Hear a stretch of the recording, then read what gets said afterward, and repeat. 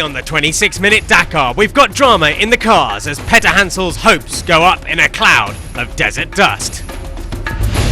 The Dakar hits new heights as the bikes reach for the heavens.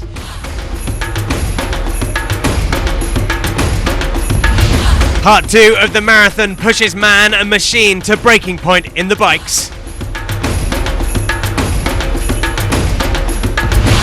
The damage mounts up as the racers face huge adversity in the Argentine deserts. And in today's Dakar Passions, the big names reflect on their Dakar debut. All this and more on stage 4 from San Juan to Chilecito.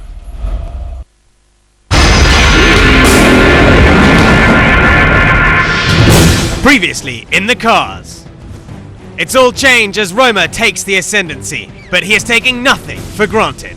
The Dakar is a race that's really strange. One day you're at the top, the next you're not. He's being hounded by NASA in the second mini home. While those around him fall apart, Carlos Sainz is keeping his focus. But will the buggy last the distance? The strategy for this week is patience. Opening the road and crashing through the undergrowth cost Petter Hansel dearly. His hopes of winning are rapidly deflating. It feels like the race is slipping away. Anyway, things are getting more complicated. Let's not forget about De Villiers and Leroy Poulter. The Imperial Toyotas are still in the hunt as the cars attack day 4 of the Dakar.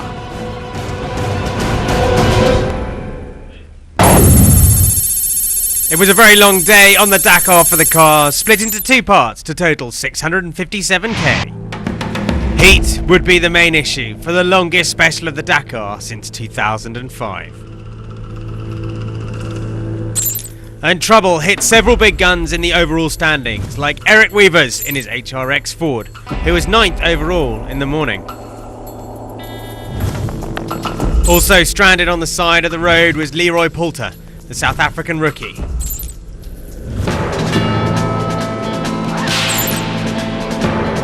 After suffering 4 punctures yesterday, Stefan Petter Hansel needed to hit back and put the pressure on his teammate and overall leader Nani Roma.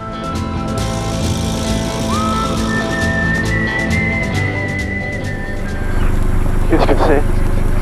On est bien, il y a les Y droite, c'est plus tard. 26-43, dans 200 mètres à courbe. Ah merde, fais demi-tour. Putain, j'ai loupé. Pas terrible ça.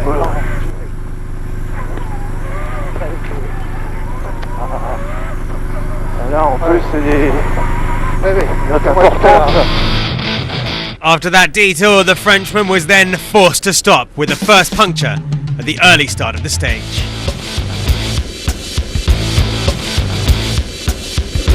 While Carlos Sainz zoomed past.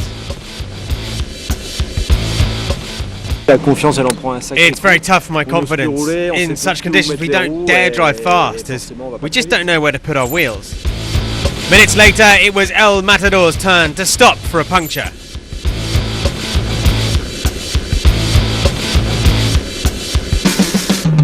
And this time Petter made the best of it.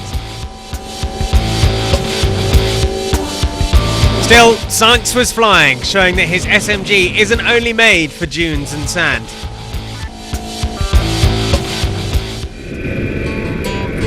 Local hero Orlando Terranova is enjoying a great race so far, showing that he's learnt from his past mistakes. Second overall in the morning, the Argentinian however struggled with navigation and dropped down to 4th.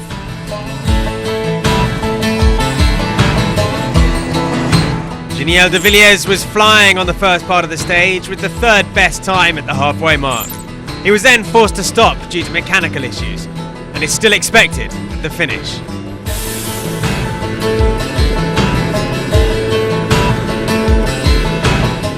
A tough day for Nani Roma. On such a stage, the Catalan couldn't do much against the flying Carlos Sainz. His time in the Dakar lead will have only lasted 1 day. Meanwhile, Nasser Al-Attiyah was charging. Indeed, the Qatari gained 5 minutes over Roma, reducing his overall time deficit by half. It's a good day for us, and except one flat tires. I'm quite happy from the performance. On his Dakar debut, Federico Villagro is making the best of his Mini. The Argentine captured a great 4th spot. Overall, he's only 43 minutes adrift.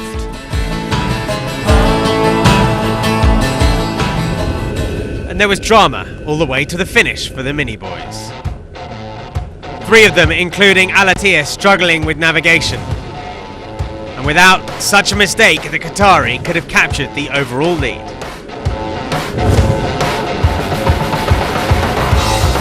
The battle continued between Peter Hansel and Carlos Sainz, who eventually went on to claim his 26th stage win, his first in an SMG buggy, and took command of the race overall.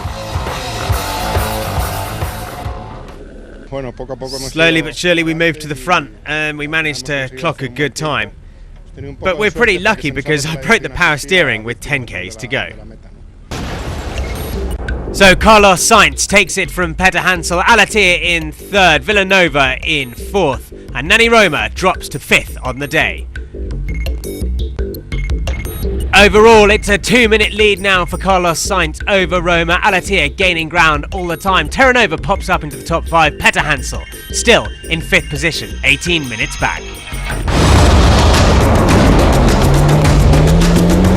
Coming next in the bikes, it's Marathon Day 2. The war of attrition continues as riders fight alone against the elements. Not all will make it home.